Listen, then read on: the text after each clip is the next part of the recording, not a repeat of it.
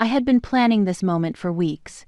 Sitting in the bathroom, listening to Thomas whisper his instructions to Patricia, I felt a cold satisfaction wash over me. They had no idea that I knew everything. Every detail of their plan, every lie they had told me, every document they thought I had signed blindly. "While I keep her busy, you go change the locks at her house," Thomas whispered to his mother. His voice carried that same fake sweetness he had been using on me for months. "She trusts you completely. She'll never suspect anything." If only he knew. I had stopped trusting them the moment I found those forged papers hidden in his office 3 weeks ago. Papers with my signature that I had never signed. Documents transferring ownership of my grandmother's house. Bank forms giving them access to my accounts. They had been so careful, so clever, but not careful enough. "I have the new keys ready," Patricia replied, her voice filled with the same excitement I had heard when she thought I was asleep last Tuesday. "Once we change the locks, she won't be able to get back in. The house will be ours." I almost laughed. They were walking straight into the trap I had spent weeks preparing. While they thought they were playing me, I had been recording every conversation, photographing every document, building a case that would destroy them both. "Perfect," Thomas continued. "I'll take her out for a long birthday lunch, maybe shopping after. That should give you plenty of time to change all the locks and get the paperwork ready." The paperwork? They had no idea that every document they thought was real was actually a fake I had prepared with my lawyer. The real papers were safely locked away in a bank vault, along with recordings of their private conversations and photos of Thomas with his girlfriend. Yes, I knew about her too. I knew about everything. "What about the neighbors?" Patricia asked. "What if they see me?" "Tell them Elena asked you to change the locks for security reasons. They all know you're her mother-in-law. They trust you just like she does." The neighbors. My sweet elderly neighbors who had already agreed to call the police the moment they saw Patricia at my house. The same neighbors who had been watching Thomas come and go with strange women while I was at work. They had been trying to tell me for months, but I had to discover the truth myself. "She's so naive." Patricia laughed, and I felt that familiar anger burn in my chest. "She actually believes we care about her. Poor little Elena, always so trusting, always so grateful for our love and support." Naive. That's what they thought. That's what they had always thought. Poor, stupid Elena, who inherited a beautiful house and needed their guidance. Elena, who was so desperate for family that she would believe anything they told her. They had no idea that I had been recording this conversation, just like I had recorded dozens of others. "That's what makes this so easy," Thomas replied. "She signed those papers last month without even reading them. She thinks they're just insurance documents, but they give us legal access to everything. Those papers. The ones I had pretended to sign while actually signing completely different documents. The ones that would give them access to nothing while providing me with evidence of their fraud. My lawyer had been very thorough in helping me prepare the trap. The timing is perfect too," Patricia added. "With her birthday today, she'll be emotional and distracted. She won't notice anything unusual." Emotional and distracted. I was emotional, but not in the way they expected. I was angry, furious, but also strangely calm. Today was the day their lies would finally catch up with them. Today was the day I would stop being their victim and become their worst nightmare. And tomorrow, when she tries to get into her house and can't, we'll act just as surprised as she is, Thomas said. "We'll comfort her, help her figure out what happened, maybe suggest she stay with us while we sort everything out. Tomorrow." They thought they had tomorrow. They thought they had weeks, months, maybe years to slowly steal everything from me. They had no idea that in about 2 hours they would both be in handcuffs. "By then it will be too late," Patricia finished. "The house will legally be ours, and there won't be anything she can do about it." "Too late," I almost smiled. It was already too late, but not for me. It was too late for them. They had made their choice months ago when they decided to destroy the woman who had loved them both unconditionally. Now they would face the consequences. "I should go now," Patricia said. "The sooner I change those locks, the sooner we can move forward with the rest of the plan." "Yes, go. Go straight to my house where Detective Rodriguez and his team were waiting. Go try to change locks that had already been changed by a real locksmith yesterday. Go discover the surprise I had left for you in my living room. Be careful," Thomas warned. "And remember, if anyone asks, Elena requested this for security reasons. You're just being a helpful mother-in-law." A helpful mother-in-law. The woman who had spent 6 years pretending to love me while planning to steal everything my grandmother had worked for. The woman who had held me while I cried about wanting children, knowing she was going to make sure I lost everything that mattered to me. "Don't worry about me," Patricia replied. "I've been planning this longer than you have. I know exactly what to do." Longer than he had. That confirmed what I had suspected. This wasn't Thomas's idea. Patricia had been the mastermind from the beginning. She had probably been planning this since the day Thomas introduced us, maybe even before that. I heard footsteps moving toward the front door. Patricia was leaving. She was walking straight into the trap I had spent weeks preparing. In 30 minutes, she would be calling Thomas in a panic. In an hour, they would both realize that their victim had become their hunter. The front door closed. Patricia was gone. Now it was just Thomas and me, and he had no idea that I knew everything. No idea that I had been 3 steps ahead of him for weeks. No idea that his loving, trusting wife had become his worst enemy. "Elena?" Thomas called out sweetly. "Are you okay in there, birthday girl? Your mother just left to run a quick errand, but she'll be back soon. Are you ready for your special birthday lunch?" My mother. The woman who was about to discover that her prey had teeth. I looked at myself in the bathroom mirror and smiled. Today was my birthday. Today was the day I gave myself the best present I could imagine. Justice.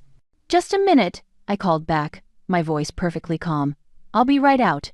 I opened the bathroom door and walked toward my lying husband, ready to give the performance of my life. I met Thomas on a rainy Tuesday in October, 6 years ago. I was sitting in a coffee shop, sketching designs for a client, when this handsome man with perfect teeth and expensive shoes approached my table. He said my artwork was beautiful. He said I was beautiful. After months of loneliness following my grandmother's death, his attention felt like sunshine breaking through clouds. "I'm Thomas," he had said, sliding into the seat across from me without invitation. "And you're the most interesting woman in this entire place." I should have seen the red flag in how easily he invaded my space, but I was 26, grieving and desperately lonely. My grandmother had been my only family, and her death 3 months earlier had left me completely alone in the world. When Thomas smiled at me, I felt less alone for the first time in months. Our first date was perfect. He took me to an expensive restaurant, ordered wine I couldn't pronounce, and listened to every word I said like it was the most important thing he had ever heard. He asked about my work, my dreams, my family. When I told him about inheriting my grandmother's house, his eyes lit up with what I thought was genuine interest. "She must have loved you very much," he said, reaching across the table to touch my hand. "A Victorian house in that neighborhood? That's incredible. You're so lucky." Lucky. That word should have warned me, but I was too busy falling in love with his attention, his charm, his apparent fascination with everything about me. He made me feel special in a way I had never felt before. Within 2 weeks he was staying at my house most nights. Within a month, he had moved in completely. He said he couldn't bear to be away from me. He said my house felt more like home than anywhere he had ever lived. He said we were meant to be together. "This place has such good energy," he would say, running his hands along my grandmother's antique furniture. "I can see why she left it to you. It's perfect for raising a family." A family, that's what I wanted more than anything. Thomas seemed to want it too. He talked about our future children, about how they would play in the big backyard, about how we would fill the empty bedrooms with laughter and love. Every conversation about the future made me fall deeper in love with him. The proposal came exactly 1 year after we met. He took me back to the same coffee shop where we had first talked, got down on one knee right next to our original table, and asked me to be his wife. The ring was beautiful, expensive, everything I had dreamed of. I said yes before he even finished asking the question. "I want to give you everything," he whispered as he slipped the ring onto my finger. "I want to take care of you forever." Planning the wedding was like living in a fairy tale. Thomas insisted on paying for everything, even though I offered to help with my inheritance money. He said he wanted to spoil me, wanted our wedding to be perfect. He chose the venue, the flowers, even my dress. At the time, I thought it was romantic. Now I realize he was already taking control of everything in my life. 2 weeks before the wedding, Thomas brought up the practical matters. Insurance, bank accounts, legal documents. He said married couples needed to protect each other, needed to make sure everything was properly organized. He had forms for me to sign, papers that would add his name to my accounts, documents that would make him a co-owner of my house. "It's just a formality," he explained, spreading the papers across my kitchen table. "Married couples share everything. This just makes it official." I trusted him completely. Why wouldn't I? He was going to be my husband. We were going to spend our lives together. I signed every paper he put in front of me without reading them carefully. I was too busy being happy, too excited about our future to worry about legal details. The wedding was everything I had dreamed of. Thomas looked handsome in his expensive suit. I felt beautiful in my designer dress. Our guests seemed happy for us.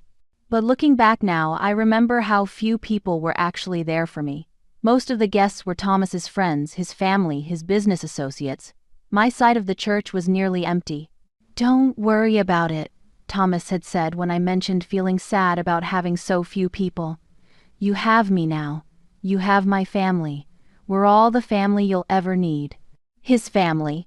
That's when I first met Patricia. She arrived at our engagement party like a queen making an entrance, perfectly dressed, perfectly polished, with a smile that never quite reached her eyes. She hugged me like we were old friends, called me daughter, told everyone how lucky Thomas was to have found such a sweet girl. "Elena is exactly what our family needs," she announced to the room. "So young, so trusting, so grateful for love and guidance." At the time I thought she was being kind. Now I know she was already sizing me up, already planning how to use my gratitude and loneliness against me. She had probably been looking for someone exactly like me for years. Someone with money but no family. Someone desperate enough for love to ignore warning signs. After the wedding, Patricia became a constant presence in our lives. She would drop by unannounced, always with some excuse about wanting to help or spend time with her new daughter-in-law. She offered to help me organize my finances, suggested I let her handle some of my paperwork since she had experience in banking. She said it would give us more time to focus on our marriage. "You're so busy with your art," she would say, gathering up bills and documents from my desk. "Let me take care of these boring details. That's what mothers are for." I was grateful for her help. I had never had a mother figure before, and Patricia seemed genuinely caring. She remembered my birthday, brought me soup when I was sick, listened when I talked about wanting children. She felt like the family I had always wanted. But now I understand that every kindness was calculated. Every helpful gesture was designed to gain more access to my life, my money, my house. While I was falling in love with having a mother figure, she was studying my weaknesses, learning how to manipulate my emotions, planning how to steal everything I owned. They had been playing a long game from the very beginning, and I had made it so easy for them. Patricia drove away from my house exactly as planned, her silver sedan disappearing around the corner, while Thomas hummed happily in the kitchen, preparing what he thought would be my last birthday lunch in my own home. If only he knew what his mother was about to discover. I had spent 3 weeks preparing for this moment, 3 weeks of careful planning, secret meetings, and setting up the perfect trap. While Thomas and Patricia thought they were manipulating me, I had been building a case that would destroy them both. The first thing Patricia would notice when she reached my house would be the locksmith's van parked in my driveway. Not just any locksmith, but Detective Rodriguez's brother-in-law, who had agreed to help with our operation. He would be sitting there in his official uniform, looking completely legitimate, ready to tell Patricia that the homeowner had already requested new locks for security reasons. But that was just the beginning of her problems. When Patricia tried to use her copied keys to enter my house, she would discover that I had already changed all the locks yesterday. The keys Thomas had secretly made copies of months ago would be completely useless. She would have to explain to the locksmith why she was trying to break into a house that wasn't hers. That's when she would probably try to call Thomas, panicking about the unexpected obstacle. But Thomas wouldn't answer his phone because he would be too busy trying to keep me distracted with birthday celebrations. Patricia would be on her own, forced to make decisions without her son's guidance. If she somehow managed to convince the locksmith to let her in, or if she found another way inside, that's when she would discover the real surprise I had prepared for her. My living room had been transformed into a gallery of evidence. Every wall was covered with photographs, documents, and printed emails that exposed their entire scheme. Pictures of Thomas with his girlfriend, copies of the forged documents they thought I had signed, bank records showing how they had been slowly stealing money from my accounts, screenshots of text messages between Thomas and Patricia discussing their plans. But the centerpiece of my display was a large poster board titled "The Complete Guide to Stealing Elena's Life." It contained a detailed timeline of their scheme, starting from the day Thomas first approached me in that coffee shop. Every lie, every manipulation, every forged signature was documented with dates, times, and evidence. Patricia would see photos of herself going through my mail when she thought I wasn't looking, security camera footage of Thomas making copies of my keys, recordings of their private conversations that I had captured using the listening devices I had hidden throughout their houses. Yes, I had been in their houses. While they were busy planning my destruction, I had been gathering evidence of their crimes. Patricia's house contained a whole filing cabinet dedicated to me, with copies of my financial records, photos of my house, and detailed notes about my daily routines. Thomas's apartment, the one he thought I didn't know about, was filled with evidence of his affair and his real plans for our marriage. The most damaging evidence would be the recordings, hours and hours of conversations where they discussed their scheme in detail. Patricia's voice explaining how she had researched my background before Thomas ever approached me. Thomas admitting that he had never loved me, that I was just a target they had selected because I was wealthy and alone. "She's perfect," Patricia's voice would say from the speakers I had set up around the room. "No family, desperate for love, and completely trusting. We can take everything from her, and she'll never see it coming. The house alone is worth $800,000, Thomas's voice would respond. Plus her inheritance money, her art business, everything will be set for life. But the recording that would destroy Patricia the most was the one where she laughed about my desire to have children, where she called me pathetic for wanting a family so badly, where she and Thomas discussed how they would string me along for years, letting me hope for children while they slowly stole everything I owned. "Let her keep trying," Patricia had said in that recording. "The longer she thinks she might get pregnant, the more desperate she'll become. Desperate women make stupid decisions." That recording was playing on repeat when Patricia entered my house, her own voice, her own words, her own cruelty echoing through the rooms where she had pretended to love me like a daughter. But I wasn't finished with my surprises. Hidden cameras throughout the house were recording Patricia's reaction to discovering my evidence. Every expression of shock, every moment of panic, every attempt to destroy the evidence was being captured and streamed live to Detective Rodriguez's computer. The same technology they had planned to use against me was now being used to document their crimes. Patricia would also find a letter addressed to her, written in my handwriting, explaining exactly how long I had known about their plan, how I had been watching them, recording them, building a case against them while they thought they were manipulating me. "Dear Patricia," the letter began, "by the time you read this, you'll realize that your victim has become your hunter. Every lie you told me, every document you forged, every moment you pretended to love me while planning my destruction has been recorded and documented. You taught me that family isn't about blood or marriage. It's about loyalty and love. Since you never gave me either, you were never really my family." The letter went on to detail every piece of evidence I had gathered, every crime they had committed, every law they had broken.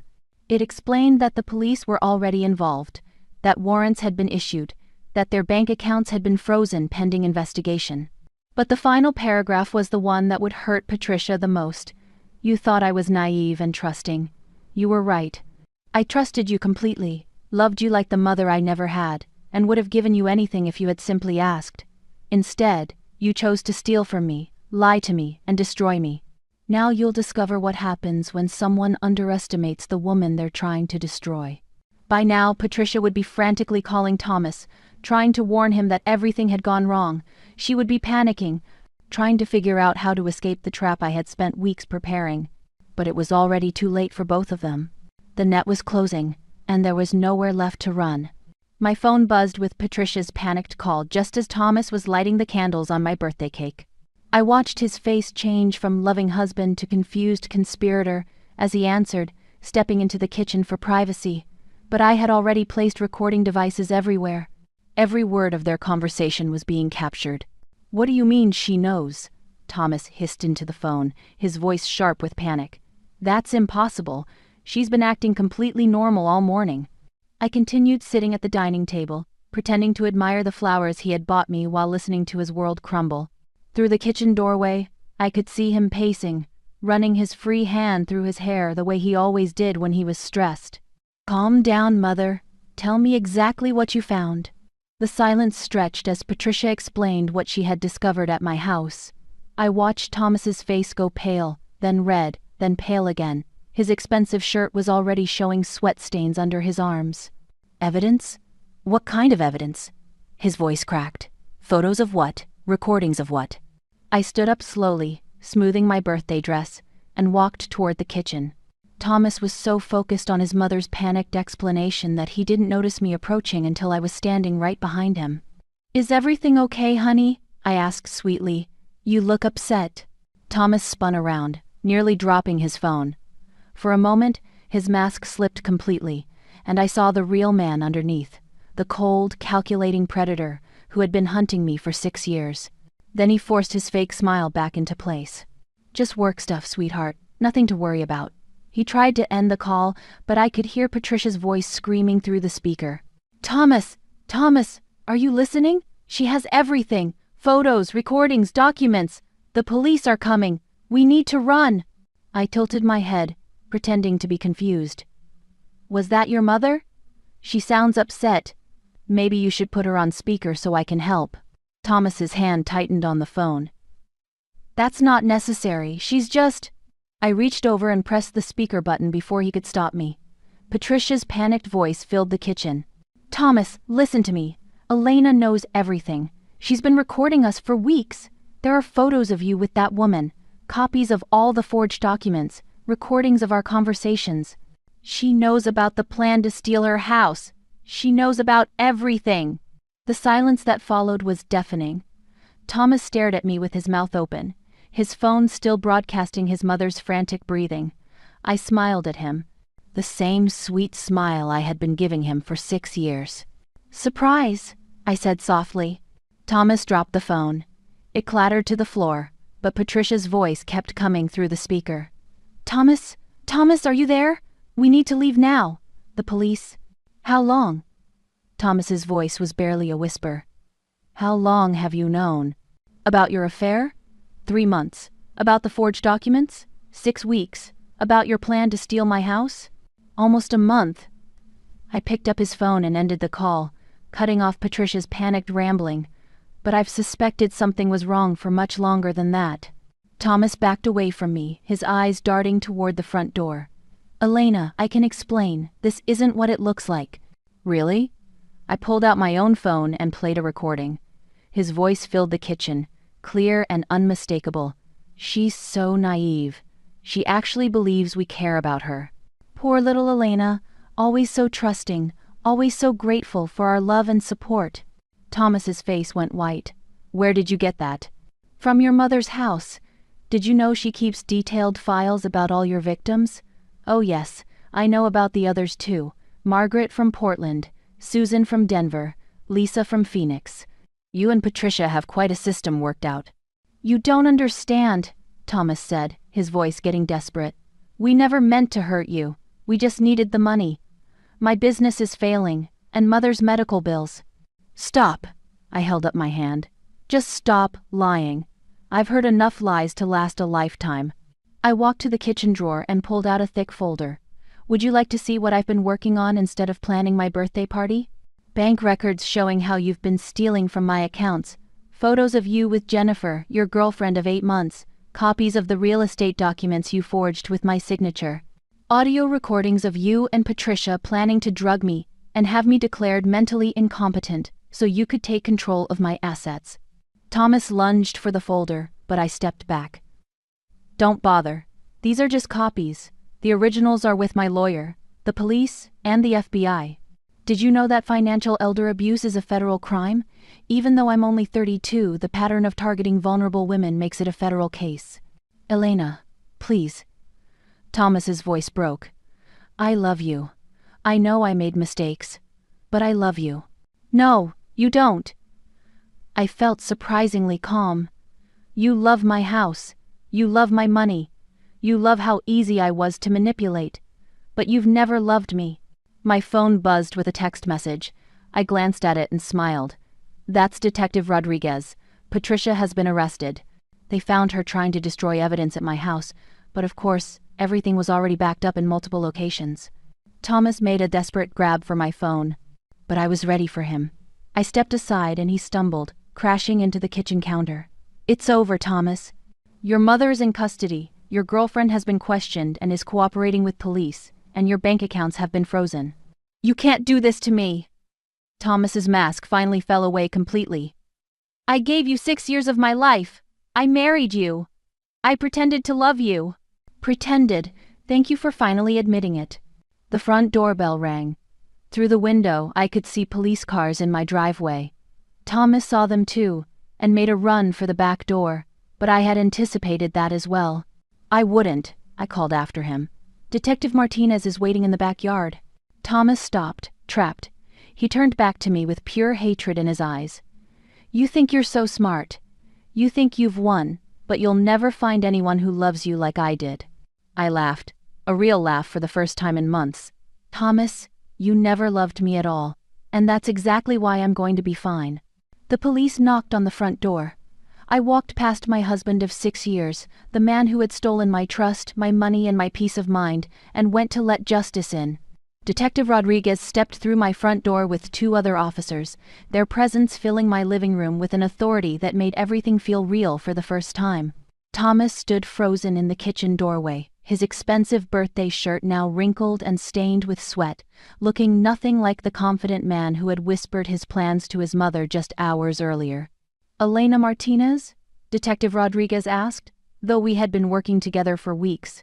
"We're here to arrest Thomas Martinez and Patricia Martinez on charges of conspiracy to commit fraud, forgery, identity theft, and attempted grand larceny." "Thomas is right there," I said, pointing to my husband who looked like he might collapse. "Patricia is already in custody at my house, I assume?" "Yes, ma'am. She's been arrested and is being processed downtown." Detective Rodriguez approached Thomas with handcuffs ready. "Thomas Martinez, you're under arrest. You have the right to remain silent." As the detective read Thomas his rights, I watched my husband's face cycle through emotions I had never seen before. Panic, rage, disbelief, and finally, a cold hatred directed entirely at me. This was the real Thomas, the man who had been hiding behind 6 years of fake smiles and false declarations of love. "This is insane," Thomas shouted as the handcuffs clicked into place. "She's my wife. She's having some kind of breakdown. You can't believe anything she says." "Actually, we can," Detective Rodriguez replied calmly. "We have hours of recorded conversations, forged documents with your fingerprints, bank records showing unauthorized transfers, and testimony from your girlfriend Jennifer, who's been very cooperative about your plans to leave the country once you stole Mrs. Martinez's assets." Thomas's face went white. "Jennifer talked?" "She talked a lot," I said, stepping closer to him, "especially about how you promised to divorce me and marry her once you had my money. She was very upset to learn that you've done this to other women before. Apparently she thought she was special."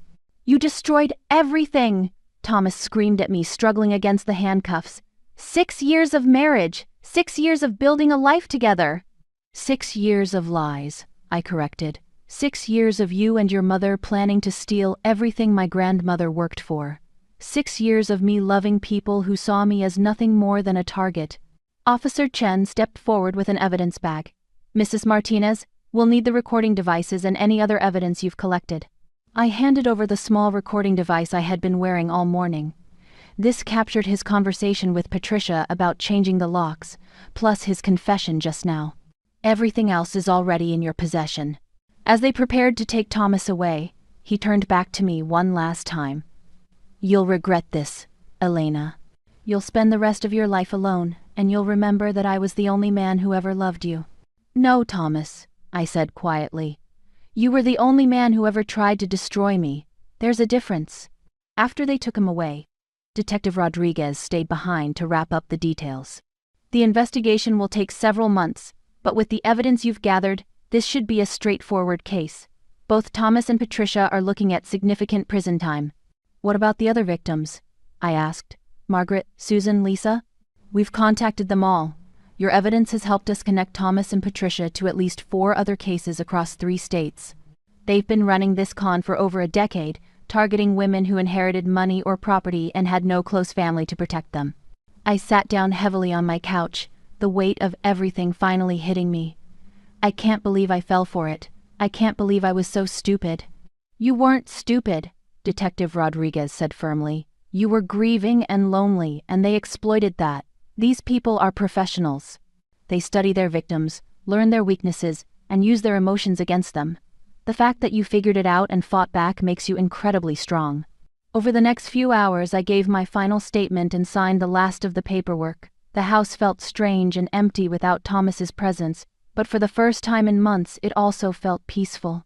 The constant tension I had been carrying, the feeling that something was wrong, had finally lifted. 3 months later, I sat in a courtroom watching Thomas and Patricia receive their sentences. Thomas got 12 years for fraud, forgery, and conspiracy. Patricia got 15 years, as the mastermind behind multiple schemes. Their lawyer had tried to argue that I had entrapped them, but the evidence was overwhelming. Jennifer, Thomas's girlfriend, received probation in exchange for her testimony. She approached me after the sentencing, tears in her eyes. "I'm so sorry," she said. "I had no idea he was married when we started dating. He told me you were divorced, that you were trying to steal his house in the settlement." "He's very good at lying," I replied. "I believed him for 6 years. How did you figure it out?" I thought about that question for a long time. Little things at first. Documents that didn't make sense. Conversations that stopped when I entered the room. But mostly, it was the feeling that the people who claimed to love me were treating me like an enemy they had to defeat. A year after their conviction, I was finally ready to move forward with my life. I had started a foundation to help women recognize and escape financial abuse, using my experience to educate others about the warning signs I had missed. The Victorian house that Thomas and Patricia had tried to steal became a safe haven for women rebuilding their lives after financial betrayal. I never remarried, but I did find love again. Real love, with a man who encouraged my independence instead of trying to control it. Someone who celebrated my strength instead of exploiting my vulnerabilities. On my 34th birthday, exactly 2 years after Thomas and Patricia's arrest, I stood in my grandmother's garden, surrounded by friends who genuinely cared about me. No fake smiles, no hidden agendas, no whispered plans to destroy me. For the first time in years, I felt truly safe. And I realized that sometimes the people who try to break us actually make us stronger than we ever imagined we could be. The house my grandmother left me was still mine. The life I had built was still mine. And the future I was creating belonged entirely to me. That was the best birthday gift of all.